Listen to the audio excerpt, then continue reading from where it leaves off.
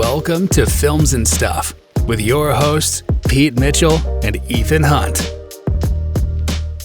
All right, Ethan, how are you?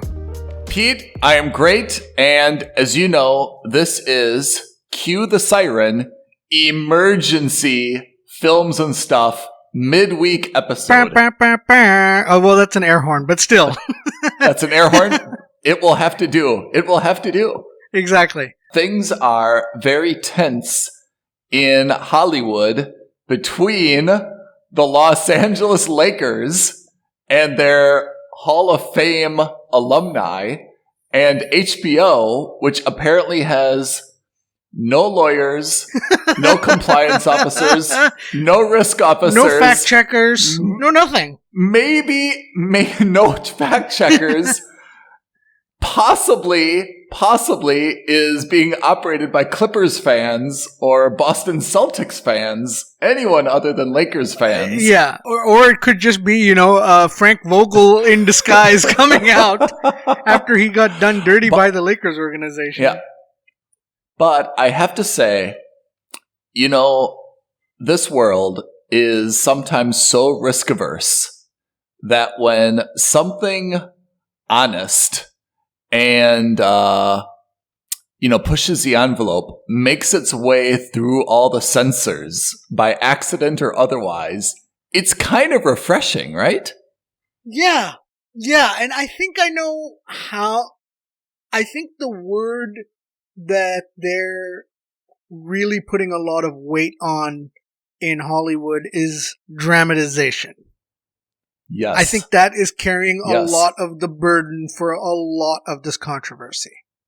And so let's frame what this emergency episode is about. We've been going episode by episode reviewing Winning Time, which is on HBO Max, and it's about the Los Angeles Lakers and when their deceased owner, Dr. Jerry Buss, bought the Lakers, drafted Magic Johnson in 1979, and it shows how this team kind of came together around Magic, around Kareem Abdul-Jabbar, and some other folks in the early 80s. The so-called Showtime era of the Lakers. The so-called Showtime era. And you and I have been loving this show, or I've been loving it. You've been liking it, hard liking it. But one of the things we've always been saying, and I guess we are a little bit ahead of our time, is they make some of the folks look bad, right? And we were just kind of saying, like, who's portrayed well, who's portrayed not well. And it was just kind of, it was podcast fodder for us. And now someone has rung the bell and it's become possibly a legal issue, a defamation issue. It's been escalated into a different level, right? Yeah. I think we are now beyond the realms of, let's say, criticism, right? Which is, I don't like it because of XYZ reasons. I think now we're in the realm of, hey, guys, you need to get your act together because you are now borderline, saying inflammatory stuff and defaming me and potentially, I don't remember what the difference is, but, there could be libel issues here, definitely defamatory. That's written. Oh, right. Okay. So slander. Yep. There's a lot of, I'm not saying there are definitely going to be legal ramifications because, again, I believe ultimately HBO, which has a successful history, let's say, of legal defenses, especially with, the John Oliver show, for example, last week tonight. They're not afraid of male, correct. Let's say. Correct. Yeah. They'll take it on. Whether it's a red envelope or a brown envelope or a white envelope, they're opening it all with no fear. Can I make a few observations? I love to make observations. Yes, I'd love it. Please. Right? The first is that possibly this is good for HBO. If you haven't seen this show, and you've kind of been like, I'll catch it later. And suddenly on ESPN.com, on SportsIllustrated.com, in your Twitter feed, in wherever, the water cooler talk, is now how this show is like damaging Kareem Abdul-Jabbar or Jerry West. Suddenly, you're probably a lot more interested to check this out, especially if you're worried that those episodes are going to be like pulled or, not available anymore. This might be good for HBO, right? Oh, totally. That old adage, all news is good news, even if it's bad news, All publicity is good publicity, right? That's the one. That's exactly right. Yeah. That's what I think this is. I think this is ultimately, I imagine it's going to be a boon for people who already have HBO Max. Totally. And who were just like, well, I wasn't checking it out, or I wasn't super bothered about checking it out. I was thinking I'll probably binge it over the summer when I've got a free weekend or so. Yeah. But now all of a sudden everyone, or certainly anyone in the US who has any kind of tie or any kind of emotional attachment to basketball, whether it's, and it's not even, it's now gotten to the point where I think it's beyond the fact that it's the Lakers or that it's the Celtics. Yes. I think it's just a basketball issue, right? Where they're just like, wait a minute, I've heard of Pat Riley. Wait a minute, I've heard of Magic Johnson. These guys are now centered or in the middle of this rivalry, or not rivalry, but like controversy. I need to see what's going on. Yeah. And, it's playoff basketball time. Oh, yes. I forgot about that. In the NBA. So, I mean, the timing is actually very good, right? Everyone's got peak interest in basketball right now. You know what else they call that? Not only is all publicity good publicity, they call that the Streisand effect. Have you heard of that? Vaguely, but I don't know what it is. So Barbara Streisand, back when she was A Star Is Born, right? Right. Apparently someone, I'm going to get this wrong. Maybe a listener will correct me, but I think it was like the architect of her house, somehow like published the designs. I mean, there's no such thing as online, but it was like in a tabloid or something, right? And she sued, for that to be kept private. And it was the lawsuit that actually brought more attention to her house than if she just would have kind of like ignored it and let it go, right? Yeah. So it's called the Streisand effect because then someone read in the newspaper, hey, Barbara Streisand is suing this newspaper so that, the design or the plans or the photographs of her house don't be made public. And everyone's like, hey, I've got to go buy that magazine. I want to see her house. I didn't know that's available, right? So she actually created her own problem by trying to keep her problem private. And that's a little bit it's not clear if Jerry West leaked this or Kareem, whoever it is, leaked this to the press or HBO leaked it to the press, right? Because if you think about the process, Kareem Abdul-Jabbar is sitting at home one day, right?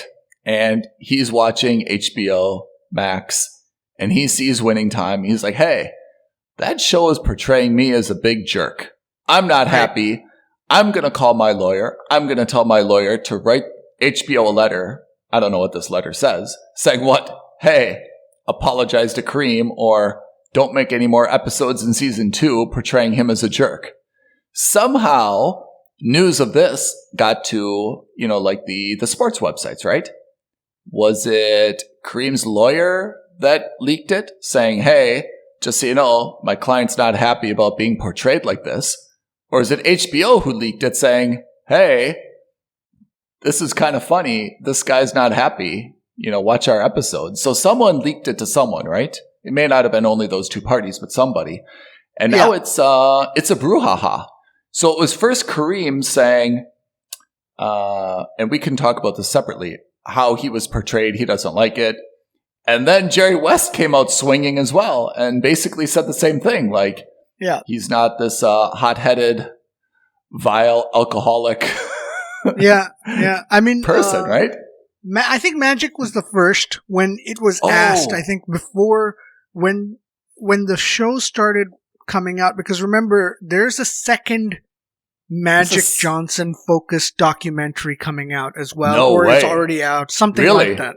I didn't know that.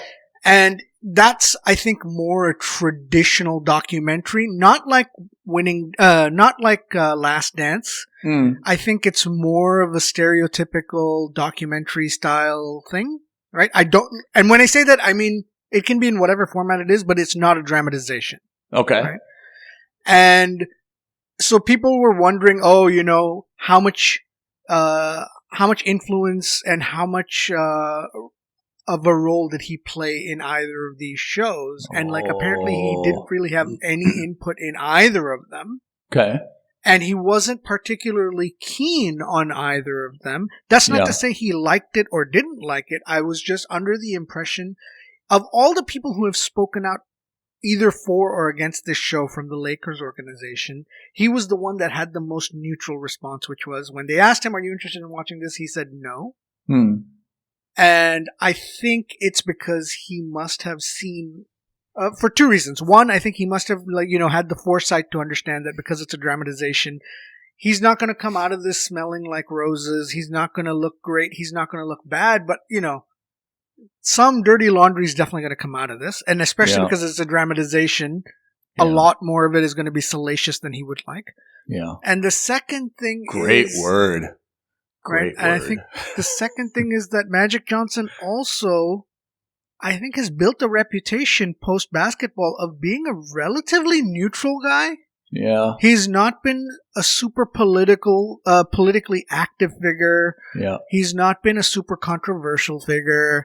He's not been, a sportscaster. He's not made any, moves in the sports arenas. He's not gone on to commentate for games with ESPN or with NBC or done any color commentary. He's been more focused on just himself and I guess his business empire, right? Yeah.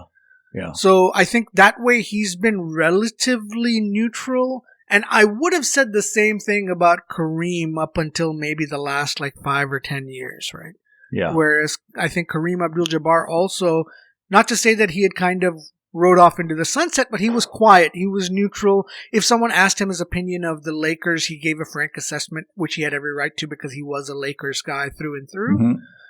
But he didn't really stick his neck out otherwise. He didn't give you opinions on things that nobody really cared to ask him about before. Yeah. Which is, I think, a change from now. And likewise, Jerry West, to be very frank, I know I'm not very involved in the sports community or as a fan. But even before this show, I didn't really hear much about Jerry West, right? You knew Jerry West, you knew of the legend. Yeah. Isn't that kind of so you and I are of the age that we can remember Magic Johnson a little bit.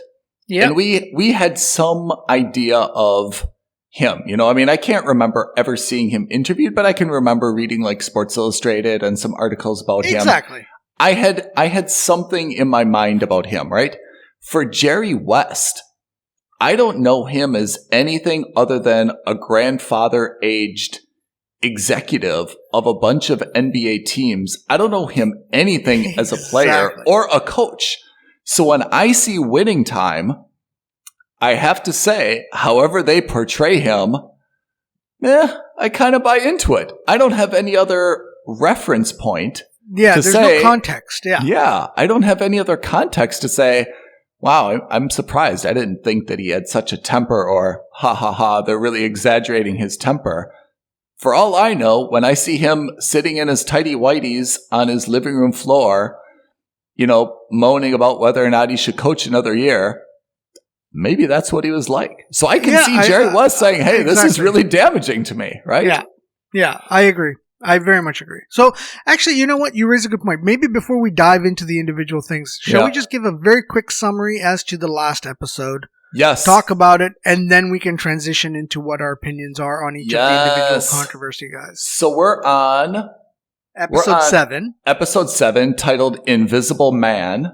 Yep. And this is, I guess, the start of really focusing on the court Lakers basketball. Exactly. And it shows that after Coach Ramsey had his biking accident, how Paul Westhead took over, and the team kind of struggled. It portrays, actually, Paul Westhead should be writing a letter. It portrays him as very insecure, unsure of himself, no confidence, no direction, and a liar, and a no manipulator. real basketball skills, maybe a little bit racist. Yeah. Oh yeah. Nothing good from him at all. It shows the Lakers really struggling to the extent that they're thinking of bringing in a gent named Elgin Baylor, who used to be a Lakers player, and replacing Paul Westhead kind of at the beginning of the season. Yeah. They decide not to do this. They think maybe Coach Ramsey's going to get better. The real tipping point is the Lakers travel to Boston to play the Celtics, right? Kind of their rivalry game. The Celtics are known as now the best team in the league. Larry Bird, right, their hotshot rookie, is setting the league on fire. And this is a real, kind of a real test of where the Lakers are. And the implication is if the Lakers lose, they're going to fire their coach, Paul Westhead, and replace him. And if the Lakers win, then maybe this is a springboard for them to, realize all their potential. And of course, as these things go, it's a very dramatic back and forth game. Coach Riley gets himself kicked out to try to, motivate everybody, and the Lakers win it kind of like at the last second. And then we're kind of left with the impression that this is now the start of something really special, right? Everyone's kind of found their footing. They've put all their nonsense behind, and they've got a plan going forward. Or so we hope. Right? I think so. Great summary. I think what's interesting is that we're starting to see as you rightly have said, we're starting to see the pieces come together of the team, but we're also starting to see the transition in the personalities of the players and of the coaching staff, right?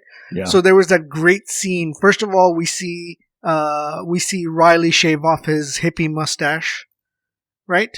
And when he looks up in the mirror, you see him as the old man Riley that we know today. And I don't mean that in a derogatory way. I just mean that, as an older Riley, right? Who's got his slicked back hair, who doesn't have like a carefree tousled hair, that's silver. And, he looks like a killer, right? In the mirror. Like he's got an intensity in those eyes, right? And credit to Adrian Brody, that scene where he's tossing around Paul Westhead, and really you can see a little bit of that intensity of the Riley that we know today, right? And you can see that, man, you have put me in a position that is not good because you've lied to me. You knew that this wasn't good, and that this could potentially be the end of my career, which just started. And even though I hate commentating, I don't want to have no job either. Yeah. So right? Let's put the sidebar there. The sidebar is that Pat Riley was a backup, the second announcer, right? The color guy to Chick Hearn. Wasn't really loving that role, but he was happy to be employed back with the team, doing something out of the house. Yeah. Paul Westhead says, "Hey, I need an assistant coach. Come back me up." And Pat Riley's like, "Yeah, but like, what's going to happen at the end of the year? Then you're going to go back to being the assistant. I'll be out." And Westhead said, "No, don't worry. Coach Ramsey will bring you on. This is long term." Yeah, McKinney says, McKinney's, he convinces Riley that McKinney will keep him on, right? Right.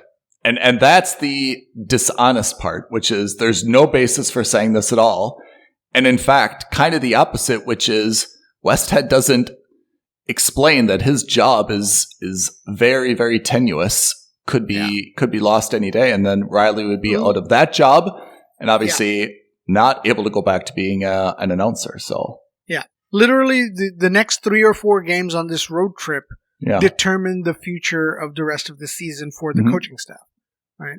Really interesting episode, though. I mean, really interesting episode in terms of, this is, I think, what I like, even though it's a dramatization, it shows you that historically, you look back at 1979 and the Lakers were the world champions. You don't see that at the beginning of that season, they started strong. Their coach was injured. They had a dip And at that dip, things could have gone in, it could have continued to spiral downward, right? And they may not have been the champions had they not kind of got their act together against Boston in this really crucial game. Yeah. Yeah. So this is, that was, as you rightly said, that was pretty much the end of the episode. The episode was very basketball heavy, right? Yeah. It was a little bit about the transition of some people. The only other transition that you really see, and maybe not a full transition, but at least the birth of an idea, was when Kareem sees Magic's home life and that how he's always smiling, how he's always the center of the attention, how he always has this drive to make everyone love him, right? Yeah. And Magic doing everything that he can to make sure that everyone likes him, and then he absolutely eats shit at that press conference, right? Yeah. Where everyone is fawning over Larry Bird, and despite the fact that Magic is clearly the more charismatic one, no one gives a damn about him, and everyone basically can't stand Magic Johnson, right?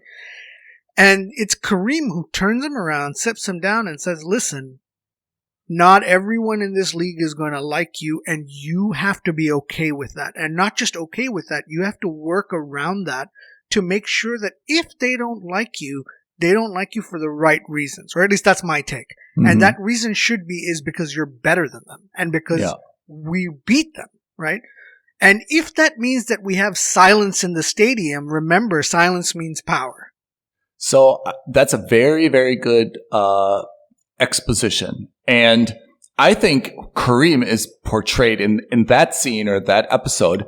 I think Kareem should not have any issues with how he's portrayed. He's very portrayed positively. As very wise, very positive. But you mentioned something about that Bird Magic Johnson press conference. And if you go to when you look at IMDb, there's a breakdown of each episode, and the photo of that episode shows Larry Bird and Magic Johnson, at that fictitious press conference.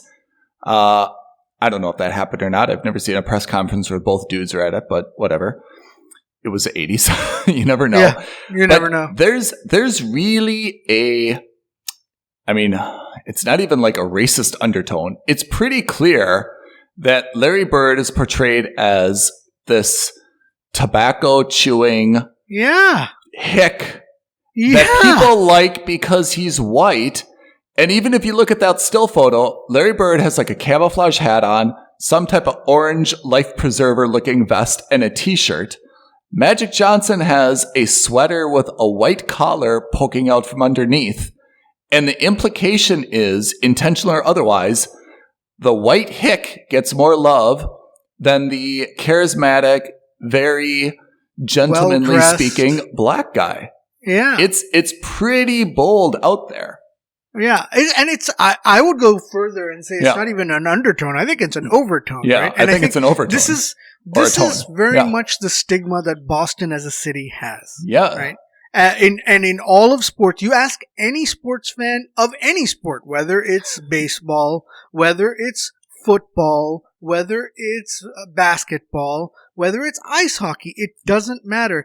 Every sports team that's based out of Boston, the one rallying cry every professional sports person has against that city is that its fans are all a bunch of racists, right?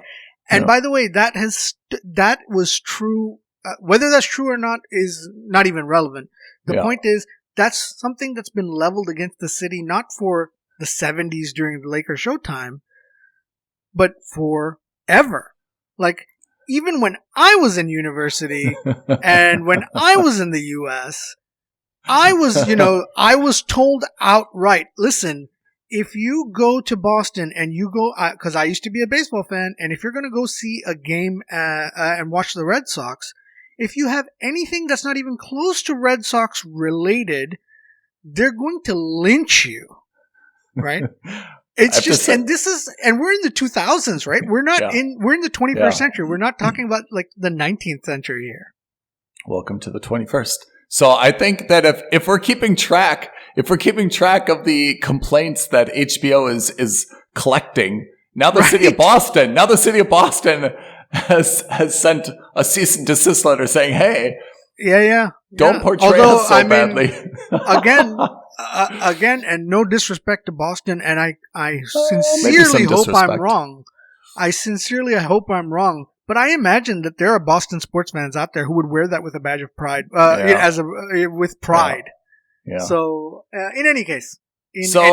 So should we go through let's pretend that we're arbitrators. Yeah? Okay. And we're arbitrating the case of everyone who's ever been depicted in Winning Time versus HBO Productions. Let's go through and let's see who's got a legitimate case for their reputation being muddied, right? So perhaps, and again because I don't know. Let's start. Red Auerbach. Red Auerbach. Does he have a case or not a case? I think he might have a case, right? Yeah, I mean, he's definitely... I don't know him enough to know what his personality was like, but it seemed like it's a bit dark, right? To send them a vegetable and be like, "Huh? It's like your coach." Yeah, I mean, you know what I mean? So what's your verdict? Do you think that he's portrayed unfairly or negatively? No, that my point is not that it's my point with someone like Red Auerbach, because I don't know him, and you pointed out, because this is the first time I'm seeing him in something like this, I automatically believe that. I agree. I also believe it. I have to say, I think there's a difference between someone being portrayed in an unflattering way versus someone being portrayed in an untrue way. So I would say that Red Auerbach is definitely not portrayed as this warm grandfather, cuddly, huggy bear. But if he were alive, he'd probably be like, "Nah, yeah, that's about right. I was a tough son of a bitch." In which case, fair enough. Yeah. I don't think he really has a complaint, or if he does, it's an unfair complaint. Yeah. Yeah. What about the original owner of the Lakers? I think he's portrayed very negatively. I have no idea, none whatsoever, whether that even bears a peppercorn of truth to it. But absolutely, he is portrayed as racist, short-term thinker, greedy, misogynist. Is that the same as sexist? It may be. I'll add that. I mean, I don't think apart from him being wealthy, I don't think that there is any redeeming quality about him whatsoever in the way that he's portrayed. So before we continue, let me just say that one of the other things I did was because of this episode, unlike any of the other episodes, it was because of this episode and then the controversy that came out, whether it was because of this episode or whether it was just timed that way. Yeah. I started doing a little bit of my own digging into the real, the so-called real it's story our new segment. Of some of these characters. Pete goes digging. Digging. From what I've read, and this is, very quick, down and dirty research. This is not in depth in any way, shape, or form, and that's my caveat to cover my own self. And this podcast. But apparently, what was the guy's name? Kent Cook. Jack Kent Cook. He was actually a decent guy who actually tried to help Bus. And he stayed along after the team was sold through the drafting process. There's nothing worse than being a good guy portrayed as a jerk. That is double stomach punch, right? So he apparently stuck around. He was helping with the coaching transition. He was helping. Yeah. You know how in this show, he was, the moment the check cleared, he was gone. Yeah. Apparently that's not the case. Remember when he had that lunch with Magic Johnson and he served some type of fish that even I've never heard of that fish, and he's so condescending, right? Yeah. This is what us real people eat, right? So if that's true, that is terrible. That is really terrible. Yeah. Ouch. Yeah. So that, again, we're not passing any judgment because we can't correctly know these people's personality. But I think he got done dirty. Jerry West, I mean, he's one of the loudest voices even today. Is he arguing done against dirty? the show, right? Is he? No, but oh yeah, sorry, Jerry West. Yeah, so Jerry West, I think again, I have no idea, none, Exactly, if he's got any type of temper problem or what. But I agree, absolutely, he is not portrayed in a positive light at all. Apart Paul from the Westhead. fact, not at all. I think Paul Westhead's actually worse than Jerry West. Jerry West at least is competent and has a direction. You know, like he's like, hey, I'm intense. I want to win. I know what to do. He's competent. He may be over emotional and not able to kind of control himself, but he always at least has the best interest of the organization in mind. Right, and he knows his limits, so he was like, listen, I can't coach this team to get that thing. We got to get somebody else, right? Paul Westhead, is seemingly totally incompetent English teacher from LaSalle University, doesn't belong whatsoever in professional sports, according to this show, right? Right, and here's the kicker. So Paul Westhead was actually apparently very good. He was liked from the beginning and from the outset. From the first game, they actually won a few of those road games. So, like, they showed how, you know how they showed them losing at Detroit, etc. The Lakers actually won those games. They actually won those games. He actually went out of his way after that first game where McKinney is out and he takes over. He says, I want to make it very clear to all of you, this is Jack McKinney's team. And even if we go 71-0 for the rest of the season, this is Jack McKinney's team. There will be variations, but there will not be any changes. If we win, we win because of Jack McKinney, not because of me. Like, he went out of his way to go and say, hey, I'm taking responsibility while he's gone, but don't forget, he's the one who's getting us to where we're going. So it showed him as fiercely loyal in real life and apparently very capable. Which, I mean, the first 7 episodes of the show has not shown him as that at all. No. Unless it changes dramatically in the coming episodes, he seems entirely inept to be any type of coach.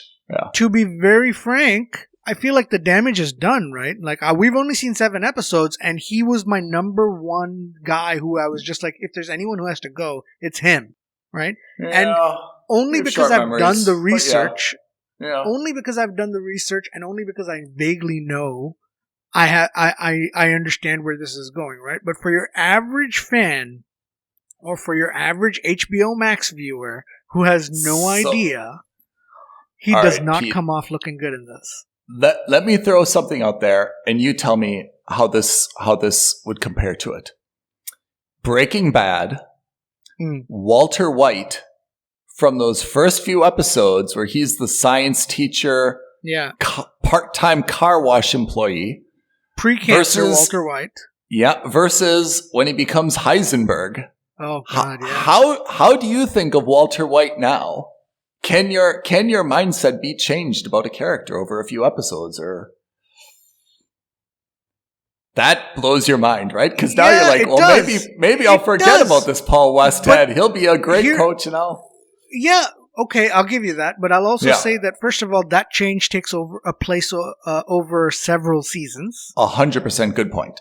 And that doesn't happen on a dime. And if it happened on a dime, I'd have a problem. Yeah, absolutely true. They did that. I mean, that show was 6 seasons long, 7 seasons long. Took a long time to get to know him.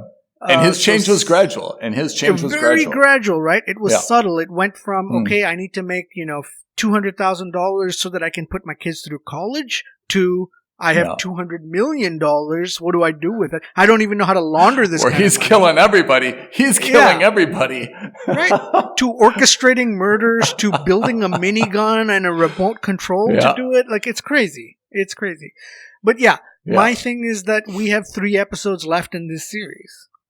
Yeah. How do you transition? And you're going to. Yeah, it's tough to do. Right. You have to, because unless you're going to really change the definition of dramatization and biopic, you're really, stressing the stretching the truth of real life events, right? Yeah. How do you think Magic Johnson's portrayed? If you're Magic, how do you feel about how you're coming off? Good, bad, indifferent, little of both? So Magic, I think, is a special case. I think Magic becomes a special case because for a lot of people in our generation, and more importantly, slightly younger than us, who may not really know him for his basketball prowess, but know of him because he is a basketball legend, I think they identify him as the basketball player who had HIV more than they identify him as a basketball superstar, because I think Michael Jordan kind of swept in and kind of took that mantle, right? And did it decidedly better, in my opinion, right? Yeah. When you think of that and you're just like, okay, Magic Johnson, I know he's a good basketball player. I know that he's had HIV for a very long time. So he's a special case that, he, through whatever good athleticism, genes, care for his bodily regimen, he's been able to maintain his health regardless of that, right? And when you start thinking about it, you're just like, oh, he's also a basketball player from that era, so he must have slept around a lot. And, even in basketball players and even sports players today, there's always an undertone of like, well, he's clearly got to be a player. They're in a different city every night. It's very easy for them to cheat on other people. So in that sense, I don't think it did him a disservice. But I think that it's still a bit shocking or maybe jarring to actually see him be such a womanizer the way he was. Yeah. Right? Like, look in episode 7. He confesses his love for Cookie. He has this emotional reunion with her. And the moment she leaves out, there's another woman who was waiting in the bathroom putting on her bra come out. And it's just kind of, to any other person, it would really sully that scene, right? Yeah, I think the tough thing is, I agree that so if, in the womanizing observations, he is a little bit portrayed in that way, but to be honest, I don't find it like grotesquely so. And that scene with Cookie and the other woman, I think is the subtle thing was Cookie kind of like pushed him back, right? He said, "Hey, here's tickets, come see me." And remember, he had the party at his parents' house. And the friend came, but she didn't come, right? So I see kind of from, I'm going to take obviously the man's perspective on this, but from his perspective, he was like, hey, I tried. She said no. What am I supposed to do? I'm still a dude. I can date whoever I want. I didn't just catch up with her and, go on a date with her. She kind of rejected me. So I'm kind of okay with that scene, but I agree. The implication is that he's able to hop around a lot, and he wasn't like so into Cookie that he couldn't kind of like get with her friend. But I didn't find it was so negative. Yeah, I think while you have that, the other side of that coin, which is maybe the Cookie's perspective is how can you possibly have this emotional need to want to be in a proper relationship with me when you've got another girl in the bathroom waiting in the wings to get out of there. And, the whole, that didn't take long. Yeah. Exactly. That's my point. I can get it. Maybe you don't pine for a year. Right. Maybe you don't pine for a month, but one day, like, you know what I mean? Like, that's all. And I guess from Cookie's perspective, the implication is, she feels like a delivery pizza, right? Like, hey, I'm ready for you. Here's tickets. Come. You're not going to come? Okay. Then I'm going to order something else. Right. And I guess from her perspective, it would be, he's just so kind of impatient or demanding that it doesn't really indicate a serious commitment. It's just, hey, this is what I want now. And when he doesn't get it, he just is happy to move on. But apart from the womanizing, you make a very good point. I think his basketball is portrayed very well. And I think the other point you made earlier, when Kareem makes this observation to Magic's father about how happy he is. Yeah, exactly. He's really portrayed as a decent guy, kind of always happy, positive, like nothing really, he's portrayed in a positive way. Even his flaws, are somehow, like ascribed in a positive way. So if I were Magic, I would say, I'm not portrayed as a saint, but on average, I think I come across a lot better than almost anyone else in the show, right? Yeah, I certainly would agree with that. I would say that the show is coming borderline close to him also being portrayed as someone who's naive. Yes, and or willfully ignorant. Yeah, you're right. This thing with Dr. Day, is also a little bit off-putting, where Dr. Day, first of all, just the look and the feel of Dr. Day is intentionally sleazy, right? Yeah. And it really does seem like he's this guy who's just kind of like putting his arm around Magic, saying, hey, let's do this, and hey, you're doing great, my boy, and hey, let's do this, and kind of like manipulating him from transaction to transaction, like, hey, these shoes are not high quality. Don't worry about it. You're still making money. Hey, do this. It's good for you. Do this. It's good for you. So I see that he is portrayed as a little bit green, although to be fair, as a rookie in the NBA, maybe that's not untrue, but yeah, they definitely emphasize that a good bit. Yeah. And I think and that willful ignorance is not just in terms of perhaps not just in terms of the commercial aspects of basketball, but maybe the social justice or the socio-political aspect of being a black man in the 70s and 80s, right? And of course, it's difficult. We don't know what that's like for a variety of reasons. You get this sense from Kareem, like, he's not sad, but dour and a little depressive because he feels like he's bearing the weight of the plight of all black men in America, right? It just feels to me that he feels that way, and that he looks at someone like Magic, who should also be sharing that burden with him, maybe not, right? And he says, how is he so happy? Why is he able to ignore all of these things? Why can't I do that? It's a lot of problems to do that. I don't know. That seems to be, I hear you on that, but that seems to be accurately representing what almost any workplace is like. I mean, just think of yourself. I mean, I'm sure you've been in a job or a position or a project where, like, you have this young intern or new joiner, and they're all gung-ho and optimistic about everything, and everything's so exciting, and they're going to do this. You're like, slow down, kid. Like, all of our clients are scummy. And you're kind of like this voice of, like, negative reason saying, like, just wait, this job will break you. Give it a month. Kind of slap that, like, the same thing, right? So I feel like that's a little bit realistic, that Kareem's been through.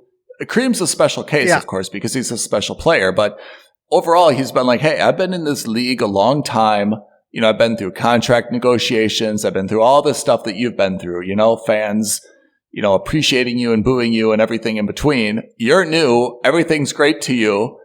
Like, it just seems to be the difference in age and experience between those two. But I don't find that that's unlike almost any other, like, kind of job situation between someone who's a veteran and someone who's, young in that organization. Yeah. And I think that's intentionally played up just to kind of show the difference between, the veteran Kareem and the rookie Magic Johnson.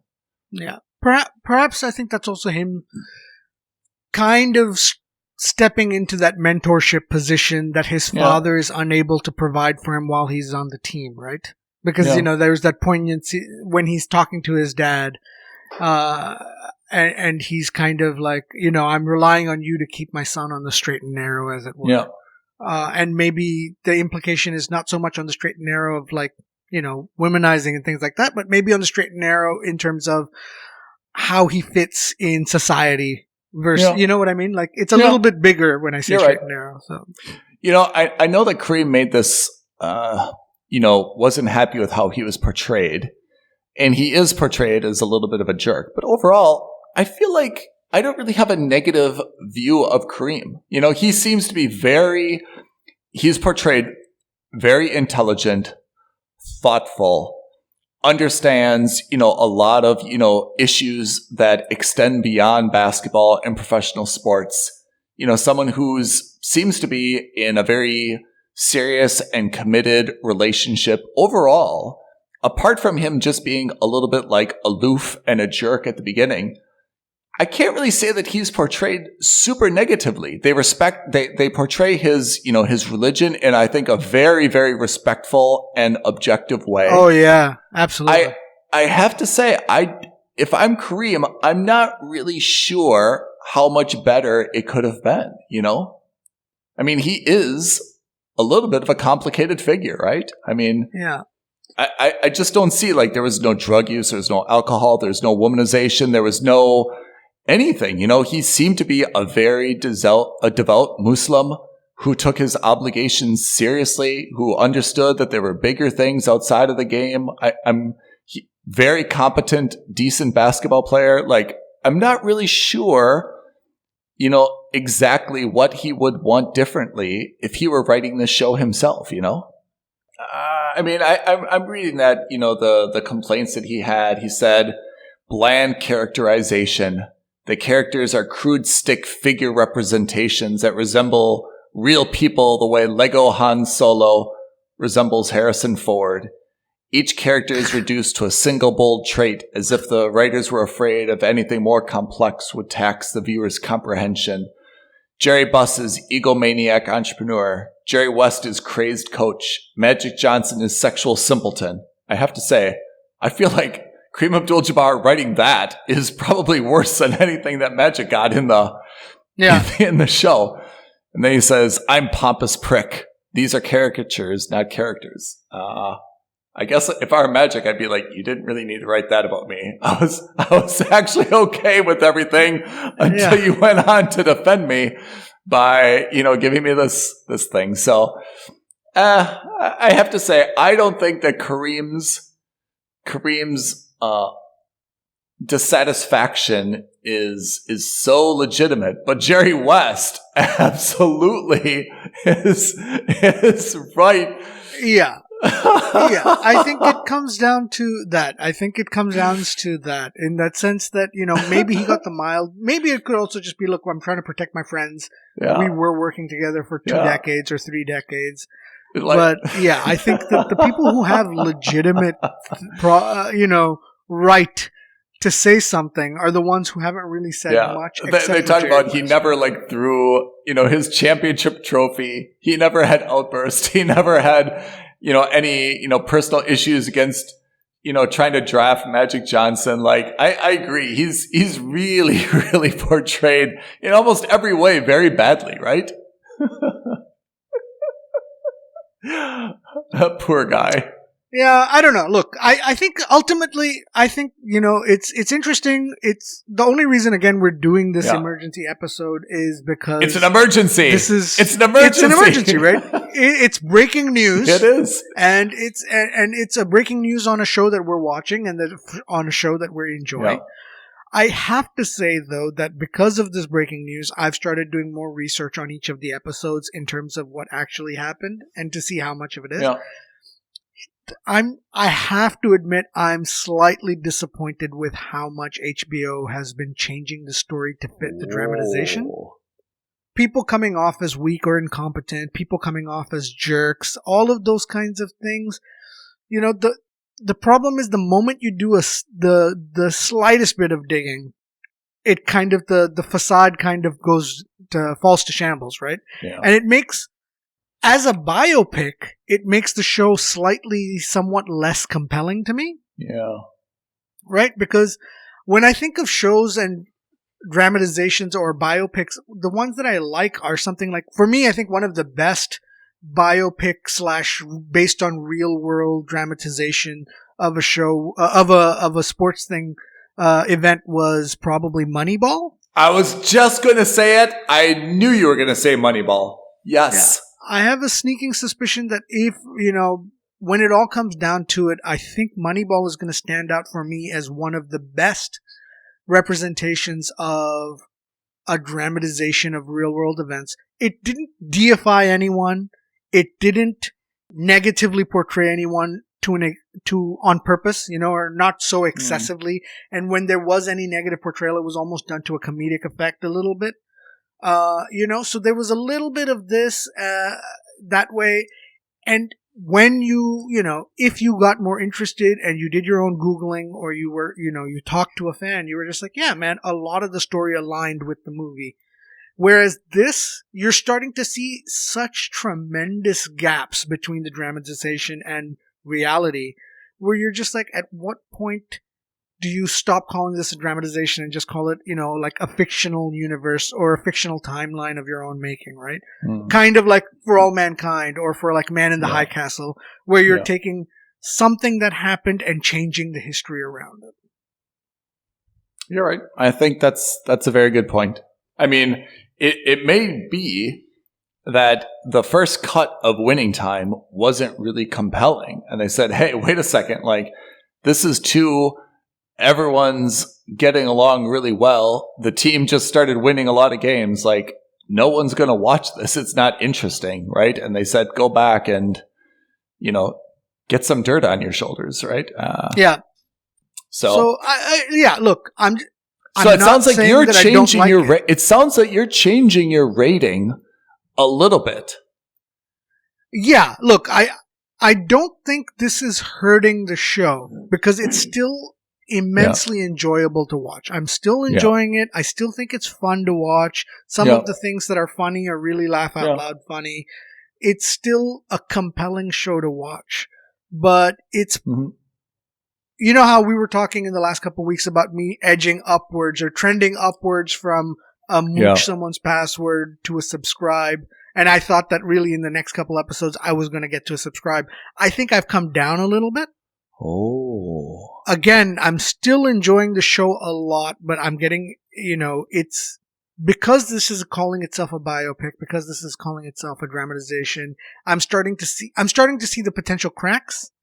And so I'm still sticking to my mooch. I still think that if you're a basketball fan, or even if you're not a basketball fan, but you're interested in the history of that era, I still think there's a lot of entertainment to be had and a lot of enjoyment to be had. I'm staying at the same rating. I still think this is worth a subscribe. But I take all your criticisms to heart. And I have to say, I have a soft spot in my heart for people who are portrayed unfairly. I think that history can be unkind to people. And I also have a problem, to be honest, with people who are bullies, who, if they are portrayed accurately, think that a lot of threats and other stuff is going to, be revisionist history. So I'm with you. I like things to be honest, and it upsets me when they're not either way.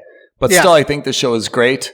And I think even in the case of Jerry West, who's not portrayed great, I have to say, like, he still has some good redeeming qualities to me. So I mean, I can't say that like I despise him as a human being because of the show. I think just the opposite. He looks like a very complicated man who's obviously got some, demons, but at the end of the day, he also seems like someone who really, really cares. And that's important to me as well. Definitely. I 100% agree. So I think no one can look at him and fault him for his dedication. Yep. Well said. So I think that wraps up our first ever emergency Films and Stuff podcast. Stay tuned for our next episode where we are talking about, what are we talking about? We're talking about competition. Yes, that's right. We're going to talk about the streaming platforms. We're going to talk about some news developments there that just came out. We'll be also back to our regular back to Halo, back to Moon Knight. Halo and Moon Knight. All right. So stay tuned. Join us thank you for joining us for the emergency podcast, Films and Stuff, and join us when we do a breakdown of all the different streaming platforms and the basic carnage which is going on in that industry, cutting the cord and downsizing a bit.